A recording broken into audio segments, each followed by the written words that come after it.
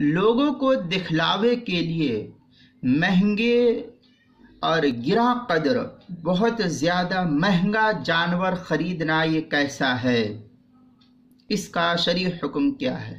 جواب: آج کل منڈیوں کے اندر بہت زیادہ مہنگے جانور جو ہے مارکیٹ میں رہتے ہیں. 5 لاکھ 6 لاکھ 10 لاکھ اور بھی مختلف قیمتیں ہوتی ہے.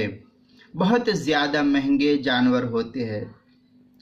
تو جو لوگ محض ناموری اور دکھلاوے کے لیے، لوگوں کے لیے دکھلاوا ہو، اس طریقے سے مہنگا جانور خرید کر کے کہ لوگ میرے نام سے، کہ میرا نام ہو لوگوں کے درمیان، گرا قدر قیمت سے جانور خریدتے ہیں، مہنگا جانور خریدتے ہیں اور پھر اس کو خوب گلی میں، محلوں میں، بلڈنگوں میں، روڈوں پر لا کر کے اس کا خوب چرچا کرتے ہیں لوگوں کے درمیان، اور اس سے جو ہے خوش ہوتے ہیں، لوگوں کو فخر کے ساتھ کہتے ہیں کہ ہم نے اتنا مہنگا جانور خریدا ہے. تو یاد رکھیے اس کے بارے میں، یہ ریاکاری دکھلاوا ہے، اور ریاکاری کے ساتھ ثواب کی امید کی جائے تو یہ محض فریب اور دھوکہ ہے. اس سے ثواب نہیں مل سکتا آپ کو. اللہ کو اس کی ضرورت نہیں.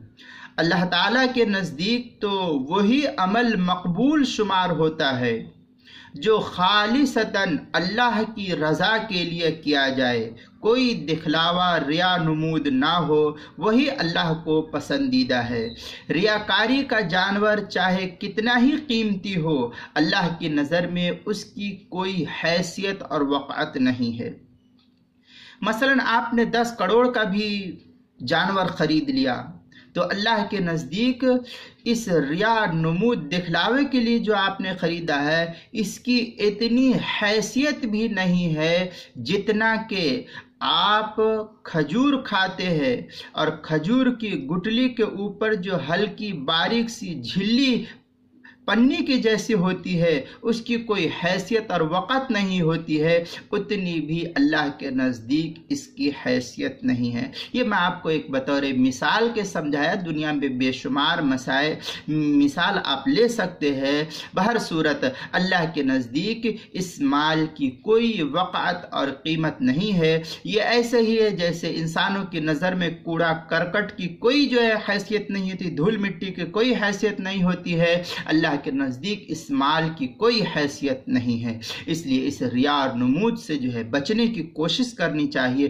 تھوڑا مال خرچ کیجئے لیکن اللہ کے نام پر، اللہ کے لیے خرچ کیجئے، تو کل قیامت کے دن جو ہے آپ کے لیے یہ وبال جان نہیں بلکہ آپ کے اعمال میں یہ جو ہے ملے گا کل قیامت کے دن. اور بہت مال خرچ کیا، لوگوں کو دکھلاوا، اللہ کو یہ مال پسندیدہ نہیں ہے.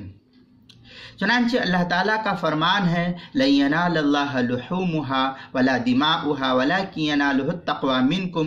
یہ سورہ حج پارہ نمبر 17 کی آیت ہے، آیت نمبر 37. اس کے تحت جو ہے اللہ نے فرمایا ہے. چنانچہ مسائل قربانی و عقیقہ کے صفحہ 27 پر بھی اس کو نقل کیا ہے. کتاب المسائل کی دوسری جلد صفحہ 299 پر بھی اس کو بیان کیا ہے. اس لیے ہم سب جو ہے ریا نمود دکھلاوے سے بچے اور اللہ کی رضا کے لیے اپنے مال کو خرچ کرنے کی کوشش کریں.